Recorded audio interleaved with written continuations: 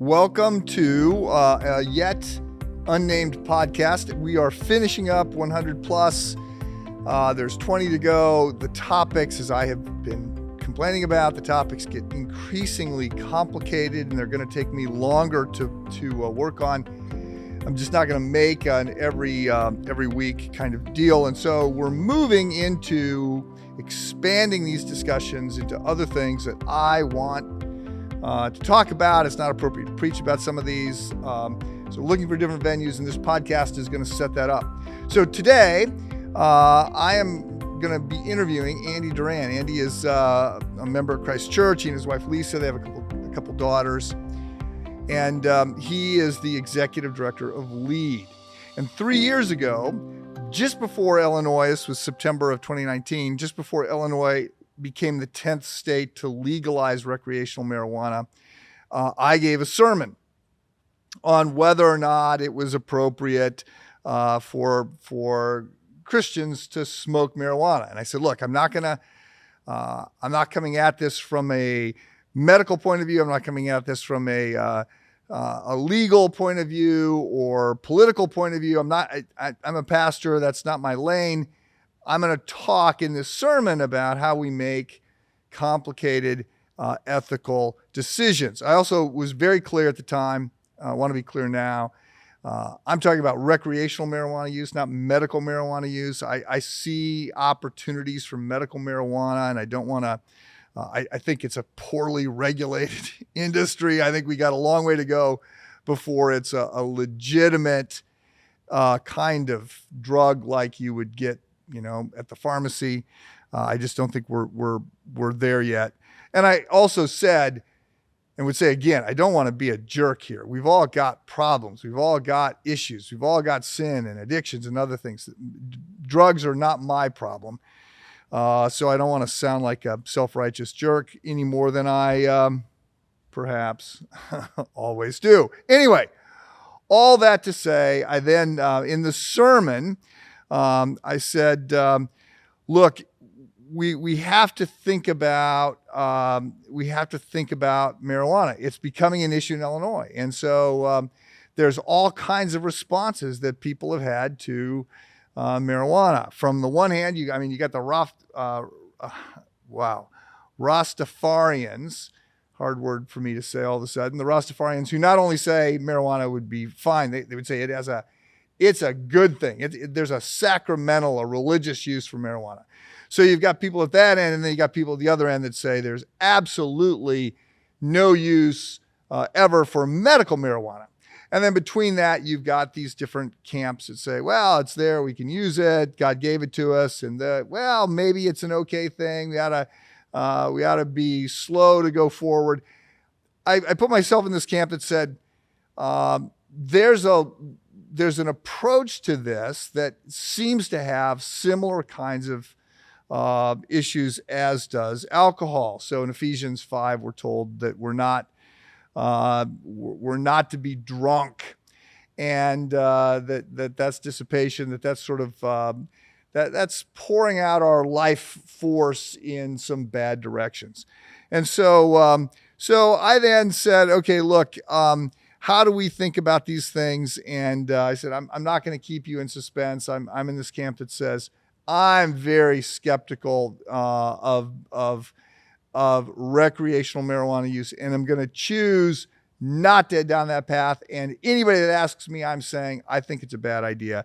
I think it's a bad idea because I do think that it does lead to the dissipation of life. Secondly, I said it's just not the example that I want to set for my children, my kids, my friends. Third, I said that to the extent possible, I want to avoid all addictions.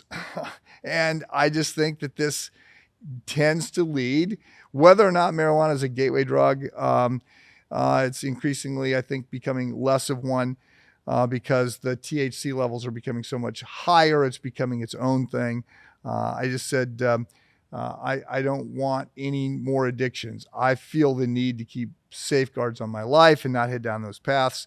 I don't find the arguments for recreational marijuana use to be very strong. I just think that it's a bad plan.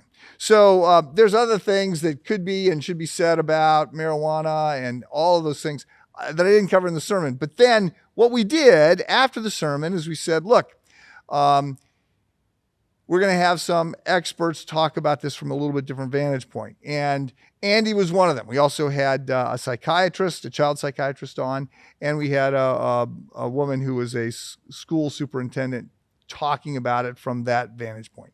So Andy made some comments then, and it's now been 3 years, and I want to bring him back on. So I did bring him on to this and asked him, okay, you said these things were going to happen. Did they happen? Where are we at? And where is this headed? So I think it's a helpful interview. I think it's helpful for everybody, parents, young people, to hear what's going on. Marijuana is a complicated compound, and so we just don't have nearly as much data as we would like, or as I think people think we have in terms of the long-term effects of marijuana. But Andy is a great resource for our community and a great resource for this podcast. So I think you're going to enjoy this interview. Welcome to a discussion today with Andy Duran about where the state of things is at as it relates to marijuana and the legalization of marijuana. This is the first podcast we're doing in this kind of new format. We have been rolling through the 100 plus, and over the course of the next few months, we're going to be supplementing that as we sort of transition into a different set of conversation topics. Andy has been the executive director of L.E.A.D, which is linking efforts against drugs. He's been doing that for 10 years. And during that time, the organization has expanded dramatically with his leadership. They now have staff in 5 states and several countries. He has a master's degree in social work, has been involved in doing work with developmentally disabled children and adults, and also has worked with peace building initiatives, but has been leading L.E.A.D. I guess that's a thing, right? That's a thing. Been doing that for about 10 years. Yeah. So Andy, welcome. Thanks for being here. Thanks for having me. It's always great to be with you, Mike. Well, so let's just explain L.E.A.D. So I had to go back to my notes, linking efforts against drugs. You got it. I think of it that way, but it's a think tank. It's an organ. Yeah. I mean, you've got this text-to-tip that is now available for up to 10 million people as it relates to if you see somebody in crisis, if you see someone else or you're in crisis as it relates to drugs and addiction, you can reach out and ask for help. That's right. What exactly are you doing? Yeah. Well, we worked a few times. So we started years ago before I was here as a community-based drug prevention organization, really seeking to just help parents to raise drug-free teens. And it's morphed a number of times. You know, when I came in 10 years ago, I expected to be at L.E.A.D 3 years max and just contribute to, the community I was living in. And what I realized is that we had a lot of young people struggling in a lot of different ways, and we had a pretty big job to do. So we are a drug prevention organization. We do prevention education work in schools across the country, hundreds of schools a year. But more than that, we also create some tech solutions. We have a 24/7 crisis text line. You mentioned text-to-tip, where we have licensed counselors on staff. We also go into communities and help them drill down on understanding the root causes of their issues so they can respond accordingly. So, and I know that I have attended your briefing on an annual basis. It sort of is a deeper dive into a particular area as it relates to alcohol and drugs and what's happening. So is that an annual thing? Am I thinking of that correctly? Yeah, so we do the biennial surveys to just try to figure out how we're doing. So we pair all of our quantitative and qualitative data sources together just to tell a story about our community. And what I will say, over time here locally, we've significantly reduced adolescent drug use, which is great. And there's a lot of reasons for that. There's a lot of great partners for that. And our goal is that we can help other communities to do the same. Well, I'm going to ask you about that in a minute, but let's back up.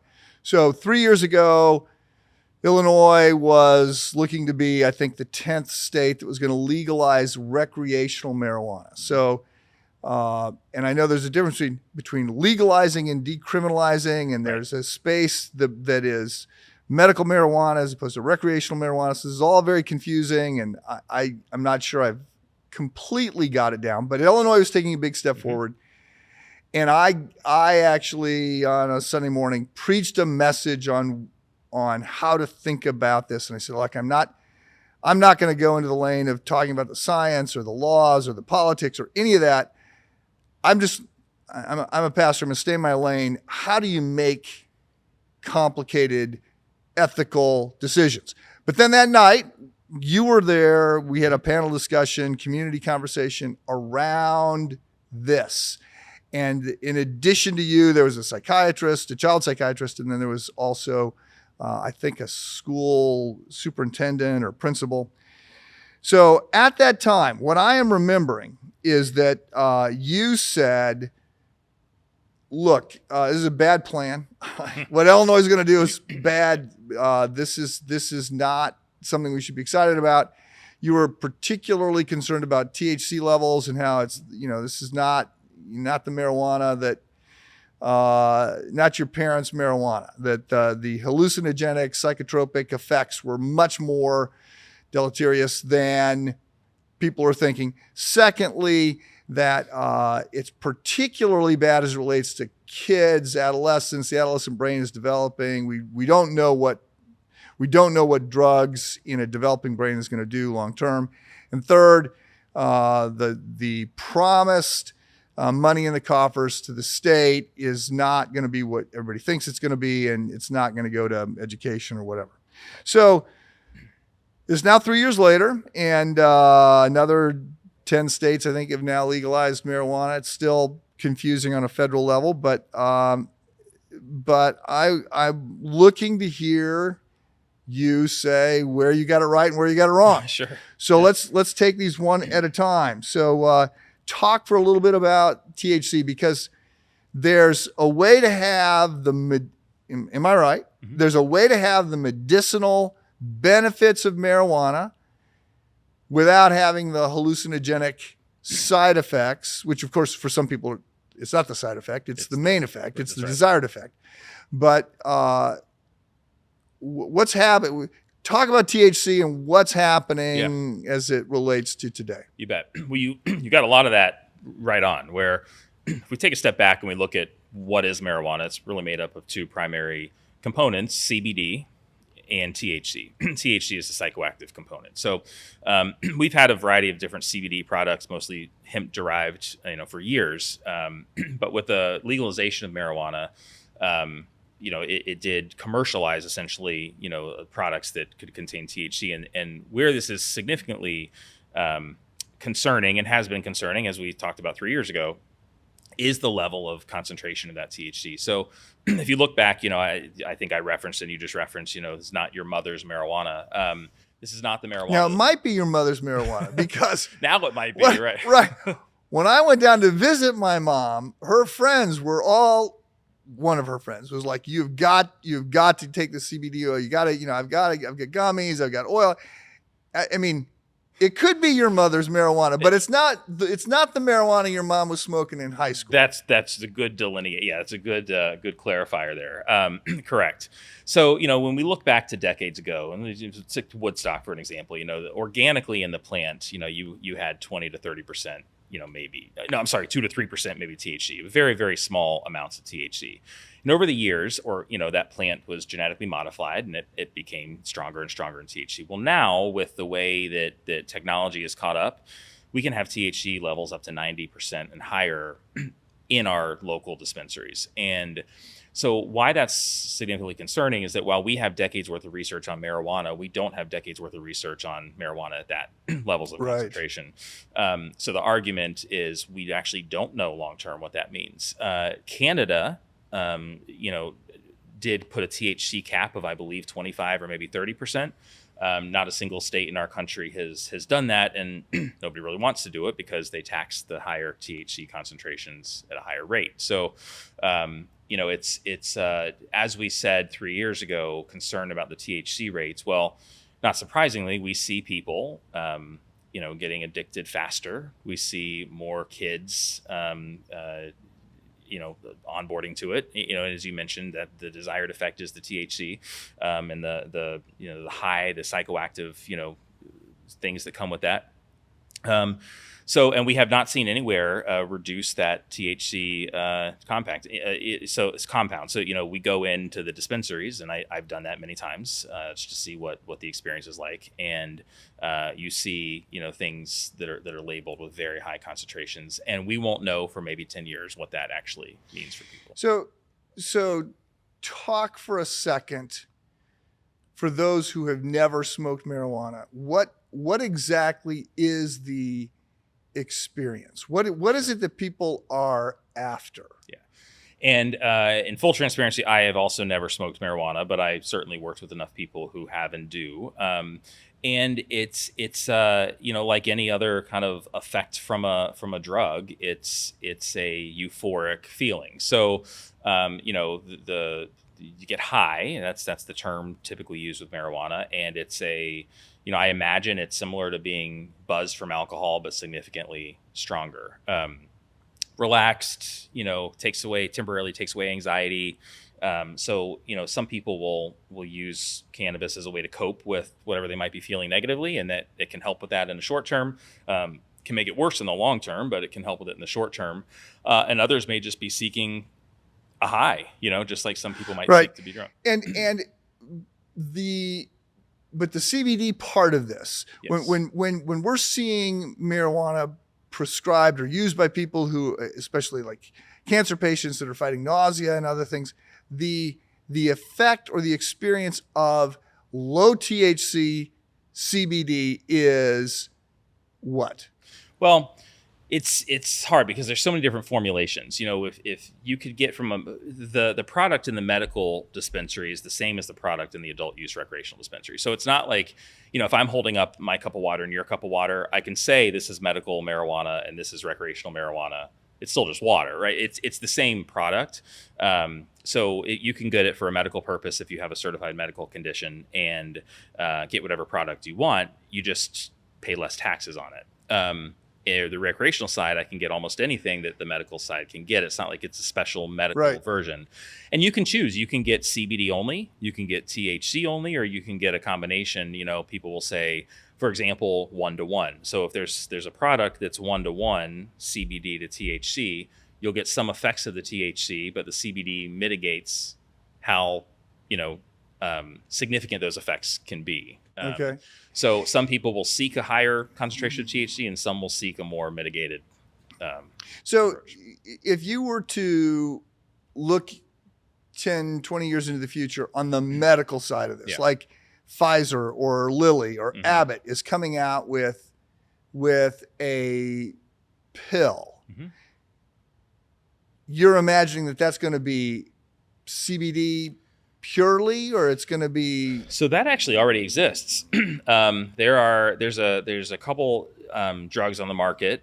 One is called Marinol, for example, which is a synthetic THC that is supposed to give one the effects of THC from a medical perspective, and without getting high from it, specifically. So it's formulated in a way that THC will, the body will benefit from the THC to take care of whatever symptoms it's being used for. You oftentimes see it prescribed for advanced level cancer patients. But it's called Marinol. It's rolled out, through a typical drug process, approved by the FDA, rolled out through a pharmacy, prescribed by a doctor. That's not what happens for medical marijuana.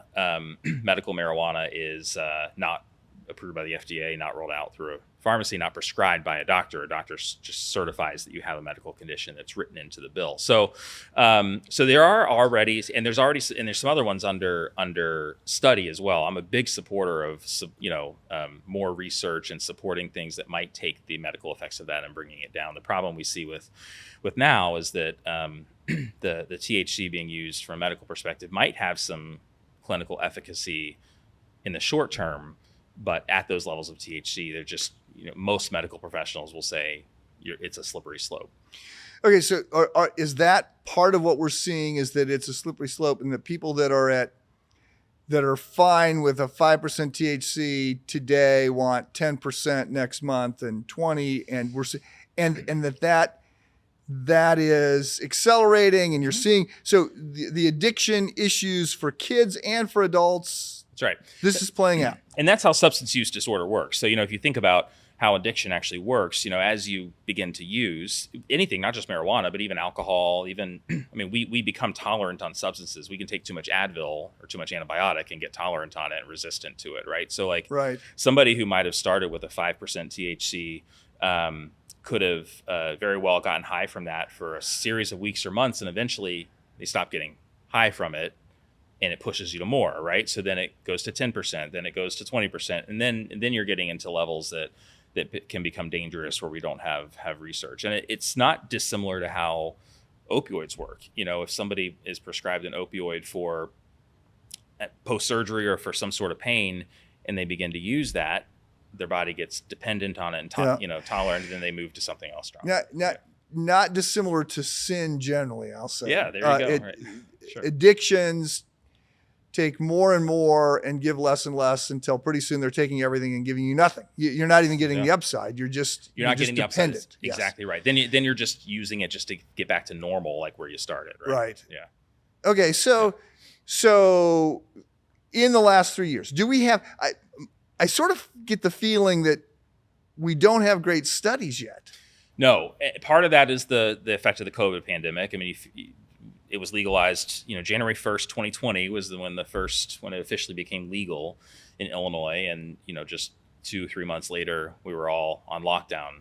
Right. So there are not a lot of great studies. We do have studies on youth use and exposure. We do have some cost studies that have been done, which we can talk about. We do have some studies on, the effects of driving, drug driving, car accidents, things like that. But we don't have any long-term studies on the health impacts because it just hasn't been long enough yet. Okay, so let's talk about the studies that we do have. Yeah. Because I see the paper and I see it's bad, it's worse than we thought, and then I read the next article and it says it's great, it's better than we thought. We're not having the problems. Yes, you're selling more snack food and. But the projected revenue to the state coffers is bigger than we were hoping for. So do we see a spike in the number of kids in the ER because of overdoses? Do we see a spike in traffic accidents because people are operating a vehicle under marijuana? What can we honestly sort of discern is happening? All the above have been happening. And here's the thing I'll say about the sources is you can go on the internet and find any answer you want, right? For any subject you want, really. So we look at sources. You sound like a cynic, Andy. So we'll go. This is what we actually talk about with kids in school sometimes as we're doing drug education. We'll say, look at your sources. If it's a government source and a government study, and a health type of organization, I tend to believe that. If it's a guy over here with a blog who sells marijuana, it's probably worth questioning, right? And there are, frankly, a lot of lobbying organizations who lobby for marijuana who put a lot of stuff out there that's not factual. But let's look at a couple things we do know. Number one, more youth are using now than there were. So, we look at the National Survey for Drug Use and Health, which is put out by SAMHSA. It's something we look at every year.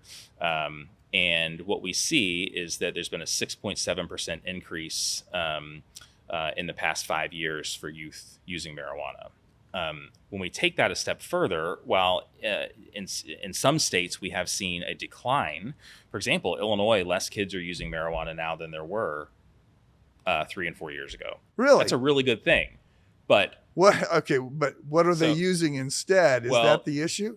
That's sort of the issue, but it's also that we have a really good prevention network that's been working for years. Okay, here. good. So, good for LEAD. Good for LEAD and good for other, partnering organizations. And I think here's the thing about that is like we'll go into a meeting and we'll say, and somebody will say, look, this community in Northern Illinois has seen a reduction in marijuana use. It must be because it was legalized. And I'll want to be like, that's not your victory, that's ours. We've been doing this for 10 or more years. So what we do then is we take that data and we look at it more carefully. We put all the states that have legalized into one cohort, all the states that haven't in another cohort. And what I find really interesting is that of the 15 of the 17 states with the most amount of youth use have all legalized marijuana. And Illinois is in that range.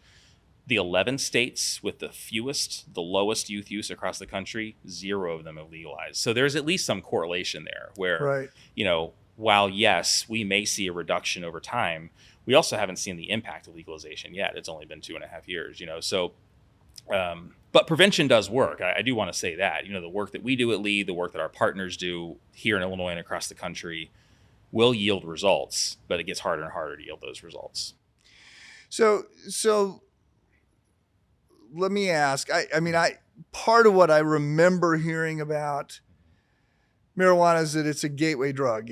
So now I'm picking up that you're saying, yeah, it's a little bit more serious than that, because the hallucinogenic effects are more significant. It's purer, it's more of a real hardcore drug than it had been. But is it a gateway drug? I mean, when you said that the percent is going down, that led me to say, okay, well but are people just drinking more, or they're actually sort of, this is a win? I mean, I want to give you a win. If there's a win, I want to celebrate the win. Well, the good news about here is that we've seen drinking rates decline and tobacco rates decline and rates for opioid use decline. What I will say, though, is we've seen marijuana rates decline less significantly than they have 3 or 4 years ago. Still declining, but this decline is less significant, and significantly less significant than the decline in alcohol and opioids. So when we look at all the work we do cross-substance, polysubstance, we, meaning not just L.E.A.D, but our community and all the partners that have been engaged, have made significant strides in having lines and charts go in the right direction, right? So is it that more young people are turning to something else? At least in our local community, I don't believe so. I believe that more young people are choosing to live a drug-free life, which is great. So in fact, when we go into schools and talk, we don't talk about any particular substance unless there's specific questions about that. We actually just talk about decision-making, choices, values, things like that, which can lead to better, can lead to good choices being made. So do I think that decline is sustainable 10 years from now? Probably not, given the way the industry is going. I think we're going to see a significant spike. And then, like we saw for tobacco decades ago, we'll see it come down again after we've learned things that we're now forecasting are going to happen. So it's really hard to say. This is not a perfect science. We do look at a lot of data, but I will say that the good news is that here we have less and less kids using any substance, which is great. However, we are concerned about where that trend is going, because frankly, the exposure to it is greater than ever. So the kids that are using, or is your focus specifically on kids? Mostly teens, mostly kids and teens. We do a little bit of work with young adults and adults too, but mostly kids and teens. Okay, so kids that are using, are they using legal marijuana and they're paying the tax, or is the illegal market every bit as strong as before? So the black markets, legalization has caused an increase in the black market in every state. And it's not surprising when you think about the way that marijuana is taxed. Right. It becomes too expensive, right? So the black market becomes even greater. In fact, we do some work with the DEA, and the DEA has told us for years that the number one champions for legalization are the cartels, because they know what's going to happen is people will go in who have never tried marijuana before, will go in to purchase it, get hooked, or even not hooked, but enjoy the experience, then decide they can't afford it and want to get the same product or similar product for cheaper. So the black market enhances. I 20 years ago, I met a guy who was involved in developing Joe Camel as a spokesman for Camel cigarettes back then. And the rap against Joe Camel was that Joe Camel was clearly targeting teens, which of course it was illegal to sell to teens at the time. And they said, no, that's not true. That was their public statement. But he had sort of had a change of heart in his profession. He says, oh, absolutely, we were trying to appeal to teens. Who is a camel? Look at the character, right? He was clearly targeting teens. But because they were moving towards, making cigarettes, he said, look, the harder the warnings from the government, the better for us. It's just it just makes it more of a dangerous kind of, look at me kind of appeal. So It's interesting to hear that the cartels are saying, yeah, make it illegal. You know what's interesting about Joe Camel is that I remember when I was a kid and teen, my favorite magazine was Sports Illustrated for Kids. And they had those little, I don't know if you remember, but they had like cutout sports cards that you could get in the front of the magazine. So just for the record, I think we're on the other side of this age divide. So there was no Sports Illustrated for kids when I was growing up. I don't know if it still exists, but it was when I was growing up. On the other side of the sports cards was almost always a Joe Camel cartoon ad. So clearly targeting kids. Right. Luckily now the tobacco industry can't do that, but we're seeing the marijuana industry replicate many of those marketing tactics while they can still get away with it, unfortunately. So how big of a concern is it? I mean, so part of the reason that I would buy legal marijuana is that I've got some hope that it's what it's advertised, right? That there's some seal of good housekeeping, or that this has got this THC level in it. It's not, paint thinner or whatever else somebody's going to mix it with. How risky is buying illegal marijuana? Well, it's definitely risky, especially in the Chicago area. I mean, so I will say we're not a big fan of saying something is safer than something else when we're talking with young people. I think young people is probably not your primary audience for the podcast, but I will say, marijuana that's bought in a retail dispensary, an adult use dispensary, is less risky than getting it on the street, right? Because on the street, but it's still not FDA approved. It's still not gone through Abbott. They're not. Yeah. Okay. So in fact, THC concentrations are a best guess in most cases, and there's been studies on that where they've taken a product that says it has 20% THC and it has significantly more than that or less than that. So you probably know you're not going to get paint thinner, rat poison, fentanyl, which is good, right. But it doesn't mean that it's gone through, especially the cooked products, it's gone through a typical FDA approval and making sure that those are all done well. So there's some general health concerns with that in general. So it just seems to me that marijuana is a little bit of a I mean, you're sort of rolling the dice because the whole compound is so complicated chemically, and and that's part of the reason why we don't have great studies is because one plant is different than the next plant. Well, yeah. And I think, if you think about the way it activates on the brain, it's cannabis is called cannabis because it binds to the cannabinoid receptors in the endocannabinoid system through the skin. That's why topicals work, or through the organs, or, so it can be ingested a number of different ways because there's, endocannabinoid system is across many parts of our body. And the thing about marijuana that I think makes it appealing is that you get that high and euphoric feeling.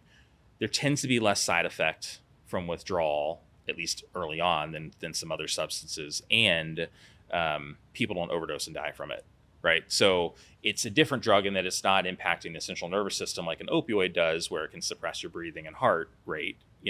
People don't overdose and die on marijuana. Now, there are some cases that have started to be developed with really high levels of THC, how it has caused, poisoning, like increased poison calls and hospital admissions for marijuana-based poisoning have increased since legalization. So that's one contributing factor. But I do think that there tends to be less riskiness. And the question is it really less risky, or is it just more normalized so it feels less risky? So my take from a distance, I've going back to high school reunions, and I'm often surprised at how I'm not surprised. Like everybody I see, I go, oh yeah, that makes. I mean, most people you go, yep, you became a doctor, okay, that makes sense. You became, yeah, that makes sense. You smoked a lot of dope, and you're still smoking a lot of dope, and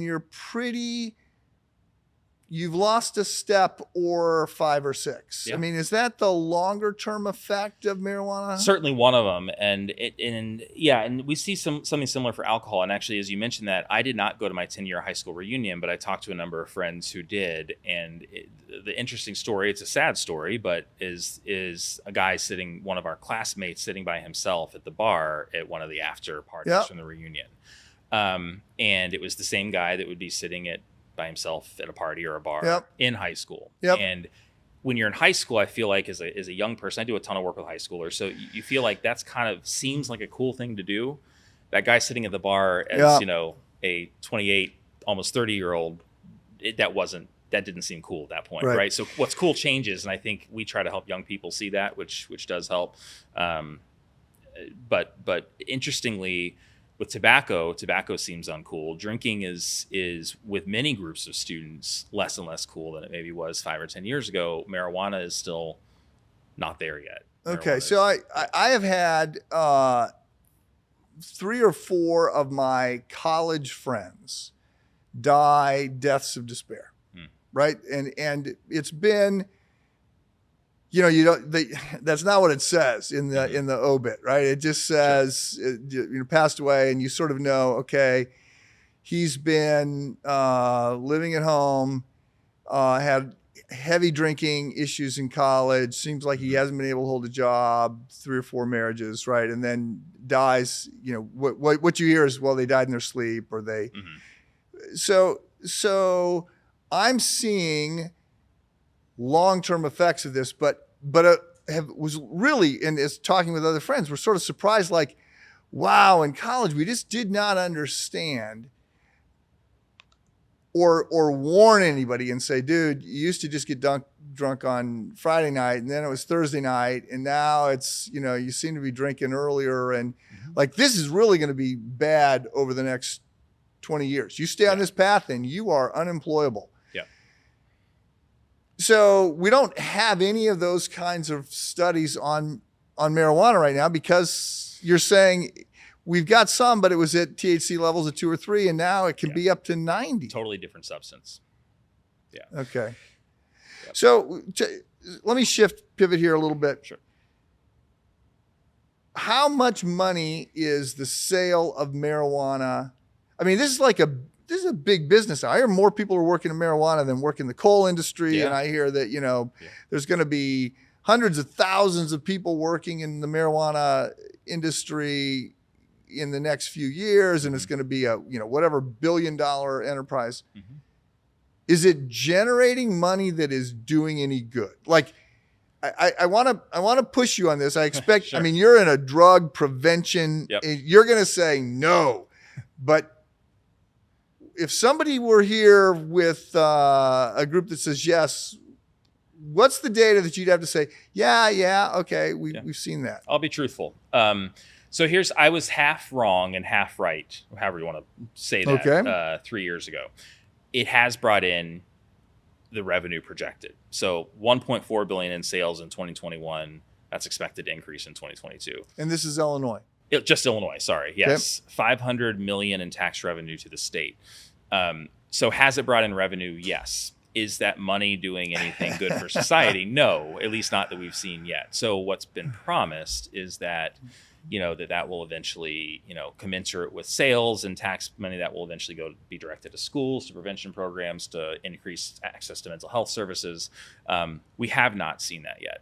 And if our state figures out how to do that, that will be a really good thing. I have no confidence the state's going to figure out how to do that effectively, because, what it is doing is helping the Illinois budget to be perhaps a little more stable. I guess that's good for everybody, because it hasn't been for years. But in terms of what it's doing for society, the issue that we have is that we also have a lot of sales in tax revenue from alcohol. We have a lot of sales and tax revenue from tobacco.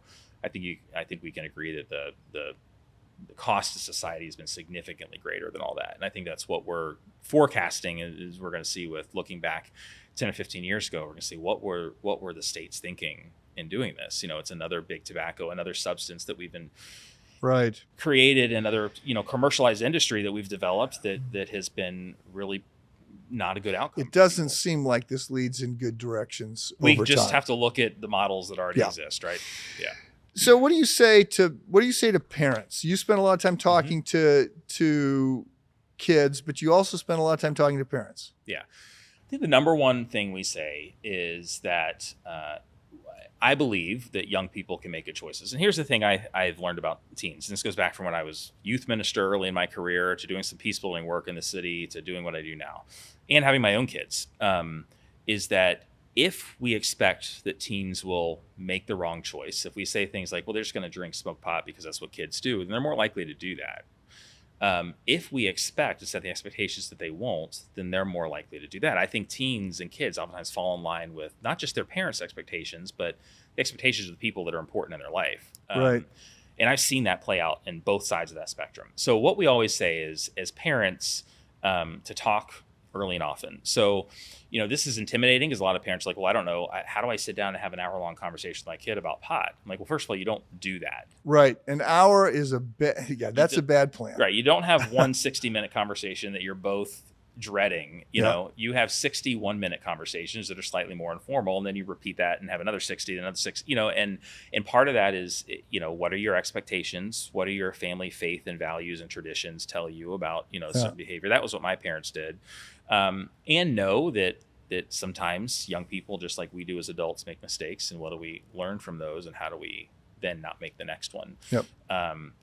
We also believe in, sticking to the facts and avoid sensation seeking, not going to the extreme, where I've heard parents tell me that they've told their kids, well, if you smoke a joint, you're going to die. Right. Yeah. And kids know that's not true. Like they've seen that play out. It's like kids who, the parents would say, well, if you drink, you could die. I'm like, what? Yes, you could drink and get into a car. Like, we have to make sure we're educating kids about that. But so I think those are the key things. Make sure you're talking, set your expectations appropriately, and know the facts. Does LEAD have resources, website, something that you would direct people to? Yeah. So we have on our website, linkingefforts.com, we have a really great copy of a presentation. We have it in video, and we also have the deck out there that's just raising a drug-free teen. How do you have these conversations? What do you try? Okay. What are words you try to avoid? And how do you frame these things in your life?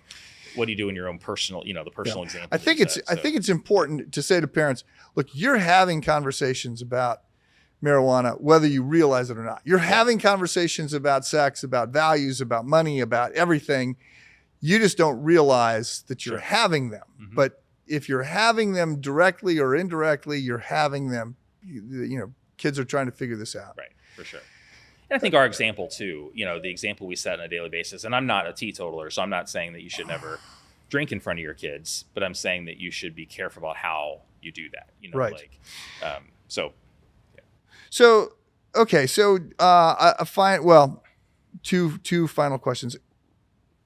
One, is marijuana the issue, or is alcohol the issue, or something else the biggest? Like, if you get a win, where are you trying to get the win? What's the biggest win that Andy Duran with L.E.A.D is trying to get right now? So honestly, it's none of that. It's looking deeper at just the mental health issues that exist right now, and understanding that oftentimes this push for whatever the substance is, marijuana, alcohol, tobacco, vaping, et cetera, is oftentimes a coping mechanism, because we haven't taught our kids how to cope, and we're bringing them up into a world that we didn't have to grow up in. I think that's the biggest thing.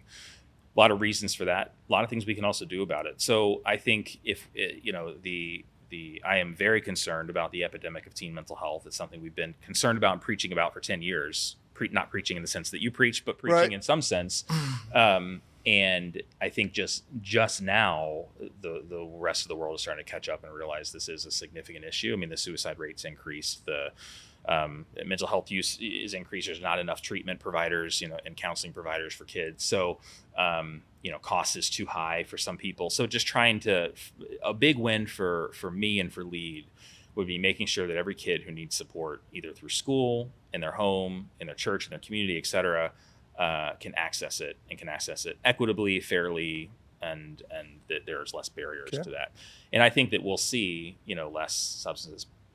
But I will say too that the number one substance of choice among young people is still drinking, is still alcohol, although marijuana is catching up to it. Okay. So anything else that I didn't ask that you were hoping I would, so you could say? Sure. Good question. I would say that the other thing I'll keep in mind is just, and I've tried to help community leaders to understand this, is what message do we send to our kids with our policies? I think that's the biggest thing. When we look at what is it that we truly value, the argument of tax revenue from any substance, the argument of these billions of dollars and millions of dollars of promises, there's value in that. There's monetary value in that, but at what cost? I've had young people tell me in many different settings and situations that they have a hard time understanding how a certain community leader would say marijuana is really marijuana, alcohol are really, really dangerous, but then vote in support of bringing it in. So there's like, kids are smart enough to understand that, like, what are you really valuing, and who is it that we're trying to protect in the environment we're trying to create. And I think that's the number one thing that, if I had to say, the number one thing that we try to do at L.E.A.D is to make sure that we're helping communities to create, safe, supportive, protective environments for kids where they're the number one value, and everything else may be important, but it's a sub value. Right. Well, and in this political moment, everything is a challenge. Everything's a challenge. Okay. Well, Andy, thank you so much. I suppose we will, Lord willing, do this again in 3 years or 5 years and say, how are these things unfolding? And hopefully you guys continue to get wins. That would be great. Hope so. And thanks for your work. Thank you. Okay. Thanks.